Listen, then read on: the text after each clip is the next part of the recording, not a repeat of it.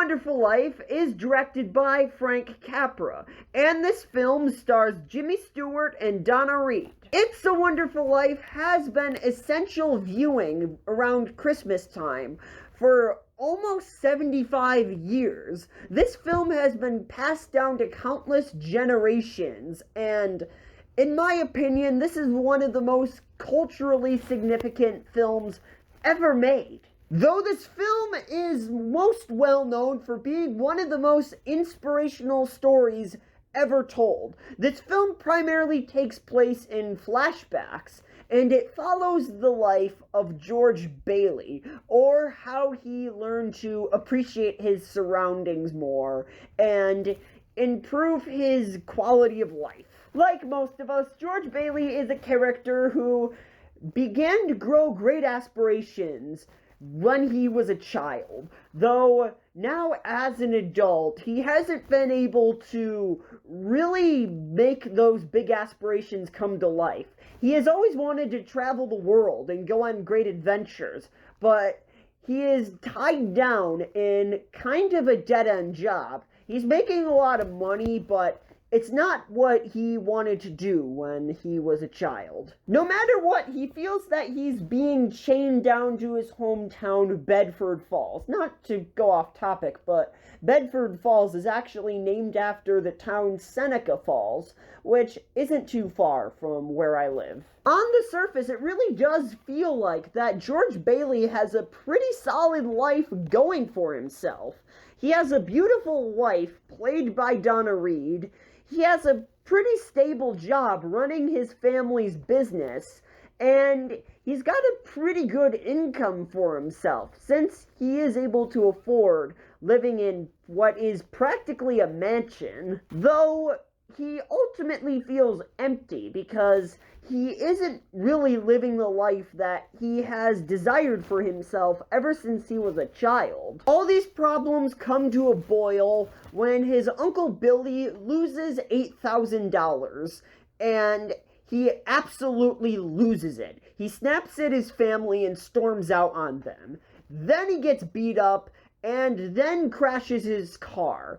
All of this makes him absolutely lose it, and he actually attempts to end his life, though he is visited by his guardian angel, and he gives him a taste of what life would be like if he was never born. Though he returns to his hometown, Bedford Falls, now called Pottersville, and this sequence gave me serious Back to the Future 2 vibes. I'm not criticizing this aspect at all, since this film came out first, though I couldn't help but make these comparisons, since I saw that film first. He realizes that he is the only one stopping his business rival, Potter, from completely perverting his hometown, Bedford Falls, and he realizes how much of a positive impact that he has made on every single citizen of that town. This film dives into the age-old question: what would life be like for your friends and family if you were never born? And it answers it quite brilliantly. Honestly, it would be miserable for them. This film shows that through the smallest acts of kindness, you can make a detrimental impact on people's lives. And this film is really optimistic, and I love it for that reason. It's no secret that 2020 has been a crappy year for most people, though I believe that this film is more relevant now than it ever has been in its existence. It shows people that you mean something to someone, and random acts of kindness really boost the overall morale of the people around you. This film is also a commentary on community, and when you build a relationship with your community, they will support you when you are at your worst. This film manages to tackle themes of mental health and depression in a very appropriate way. I'm actually surprised by this fact, Since this film came out in 1946, we didn't really have much of an understanding of mental health and depression. And I'm honestly surprised that this film manages to tackle those matters with care and with understanding. Also, Jimmy Stewart also gives a freaking excellent performance, especially in the third act. I just love how throughout the movie he has always been rather calm and collective, though when everything goes wrong, he just snaps, and the complete bait and switch personality feels 100% natural.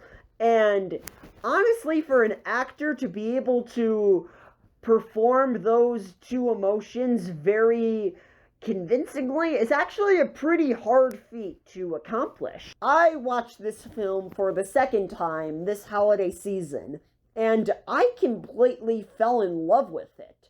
All the themes of redemption and how everybody on this earth matters in some type of way, and how you can make a positive impact on someone's life without even knowing it. All these themes really compelled me and really got me thinking of my own life. And no matter how crappy your life is, you're still able to make a positive impact on someone else's life. Since this film made such a positive impact on my life and it got me to think about all these various subjects, I'm going to give It's a Wonderful Life an S. I'm finishing this year off with an S. 2020's been a really crappy year for the world, and myself included, though the one thing that kept me afloat was making these videos and seeing all the positive feedback from every single one of you guys. So from the bottom of my heart, thank you for making 2020 less insufferable. Anyways, I hope you enjoyed my review of It's a Wonderful Life. And if you did, make sure to give this video a like. And if you want more content like this, hit the subscribe button and ring the bell notification so you can be notified every time I upload a new video. And shout out to Jim Carrey and Ray Wise. Thanks for watching.